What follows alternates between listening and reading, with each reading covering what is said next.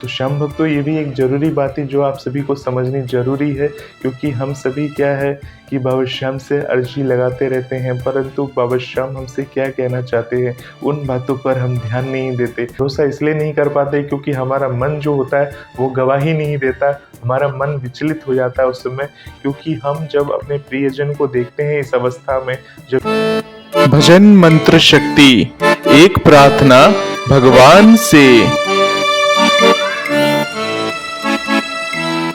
अब सभी श्याम भक्तों को जय श्री श्याम। श्याम भक्तों, कैसे हैं आप सभी? उम्मीद करते हैं अच्छे ही होंगे।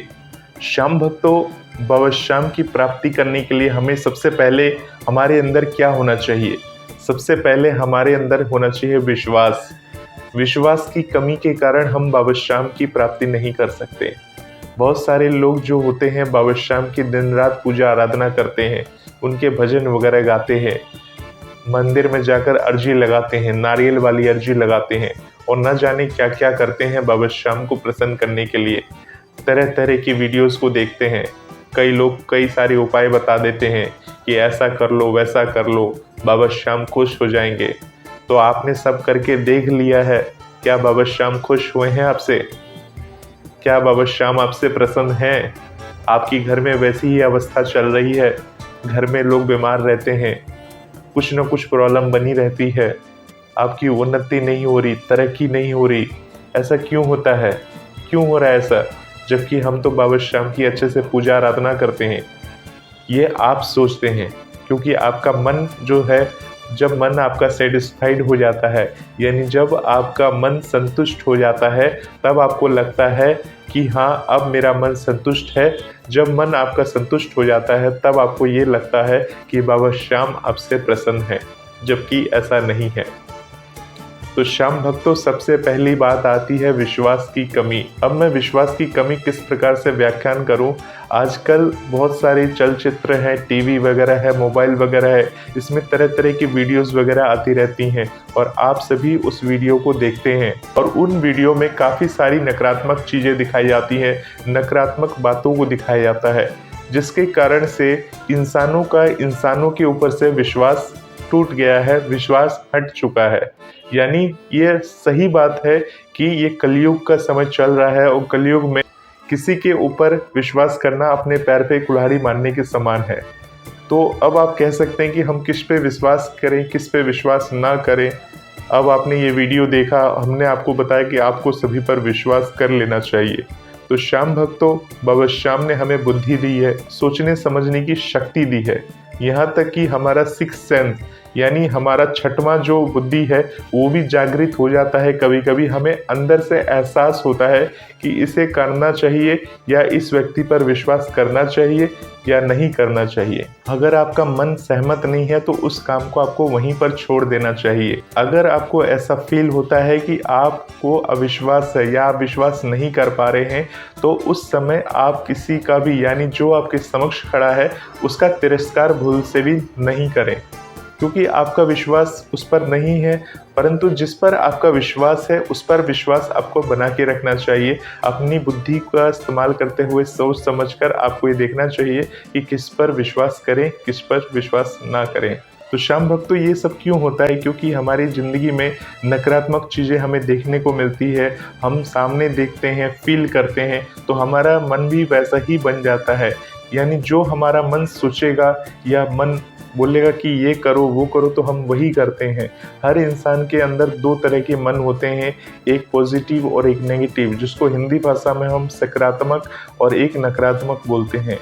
अगर आपको सकारात्मक मन जो होगा वो सोचने पर मजबूर हो जाता, सकारात्मक मन आपसे बोलेगा कि ये काम कर ले, परंतु उसके ऊपर भारी हो जाएगा आपका नकारात्मक मन, यानी नेगेटिव मन बोलेगा कि नहीं मत कर, ऐसा ऐसा हो जाएगा, बाद में करना। इस तरह से क्या होता है कि हम नेगेटिव हो जाते हैं और नेगेटिव होकर हम वो काम को छोड़ देते हैं। परंतु श्याम भक्तों, कलयुग के समय में हर किसी के ऊपर विश्वास भी नहीं किया जा सकता। विश्वास सिर्फ बाबा श्याम के ऊपर किया जाता है। इंसानों के ऊपर जो विश्वास होता है वो आप अपनी बुद्धि और क्षमता के हिसाब से आप किस पर विश्वास करना है, किस पर विश्वास नहीं करना है, वो आपकी मर्जी है, वो आप सोच सकते हैं, समझ सकते हैं। परंतु भगवान के ऊपर अगर विश्वास ना हो तो आपकी उन्नति और तरक्की कहाँ से होगी? आज आपके घर में जो भी दिक्कत हो रही है, प्रॉब्लम हो रही है या कुछ भी आप कर रहे हैं, इतने सारे उपाय टोटके वगैरह कर रहे हैं, तो हो सकता है प्रॉब्लम की जड़ वही हो। अगर जिस घर में भगवान की पूजा होती है, जिस घर में भगवान का हवन होता है, जिस घर में भगवान की ज्योत जलती है, उस घर में अगर आप कोई तांत्रिक उपाय करते हैं या तंत्र मंत्र का वीडियो देख लेते हैं, नकारात्मक ऐसी कोई वीडियो देख लेते हैं और उस वीडियो के अनुसार कोई उपाय कर लेते हैं, तो उसका प्रभाव उल्टा पड़ता है, ये ध्यान रखिएगा।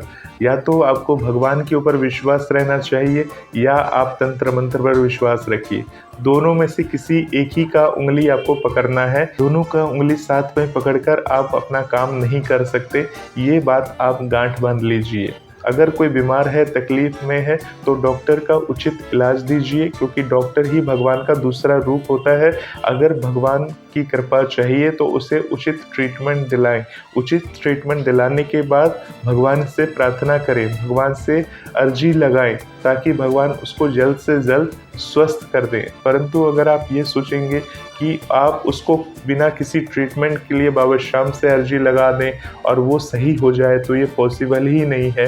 क्योंकि भगवान ने तो आपको बुद्धि दी थी, मति दी थी कि ऐसा ऐसा कर ले, परंतु आपने वो नहीं किया और सिर्फ भगवान के ऊपर आपने वो लाकर छोड़ दिया कि भगवान ही करेंगे, सही करेंगे। तो इस केस में अगर आपके साथ कुछ बुरा हो जाता है या आपके काम नहीं बन पाते हैं, तो आप भगवान को कोसते हैं कि भगवान की हम इतनी पूजा पाठ करते थे, भगवान के भरोसे हमने इन्हें छोड़ दिया था, परंतु हमारा ये काम नहीं बना। तो श्याम भक्तों, कृपया करके भगवान के ऊपर विश्वास रखें, परंतु अंधविश्वास नहीं करना आपको। अंधविश्वास क्यों कह रहा हूँ? क्योंकि अगर आप, जो मैंने डॉक्टर वाली बात बताई थी, आप बिन डॉक्टर की इलाज ना करके सीधा आप सिर्फ वे बोलोगे कि भगवान इसको स्वस्थ कर दे, तो वो पॉसिबल नहीं है। क्योंकि हर चीज़ की अपनी नियति होती है।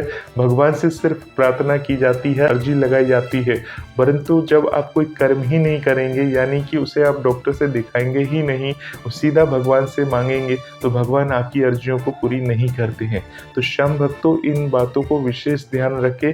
बाबा पर विश्वास और भरोसा ज़रूरी है। दूसरी बात आती है अपने मन को कंट्रोल करना।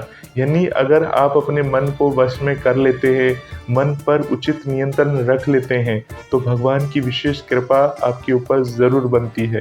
क्योंकि अगर आपका मन चाल्यमान है, कभी आपका मन कहता है कि नहीं चलो उस तांत्रिक के पास चले जाएं, वो झाड़ा लगा देगा तो ये सही हो जाएगा, इसे नज़र दोष लगी है, इसे ये दोष लगी है, इसे ये प्रॉब्लम है, उसे वो प्रॉब्लम है।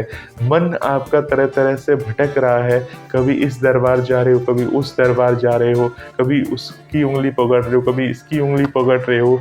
मतलब एक जगह कंट्रोल नहीं है। जिसकी वीडियो जहाँ देख ली आपने, उसी पर आपको भरोसा हो गया और भरोसा होने के बाद आपने उसकी दामन थाम लिया। यानी इसका मतलब ये है कि आप किसी एक के नहीं हो सकते। तो उस स्थिति में आपको किसी भी देवी देवता की कृपा नहीं मिल सकती, क्योंकि जिसे आपने इष्ट देव चुना है उसको ही, उस पर ही भरोसा नहीं है, तो बाकी देवी देवता आपका काम बना दे, ये कैसे आप भरोसा कर सकते हो? क्योंकि सभी देवी देवता एक ही होते हैं, उनके स्वरूप, उनके नाम अलग अलग होते हैं। ये आप विशेष ध्यान रखें। आप चाहे माता रानी के दरबार चले जाएं, आप चाहे किसी भी दरबार में चले जाएं भगवान की, सभी भगवान एक ही होते हैं, परंतु इनके नाम अलग अलग होते हैं।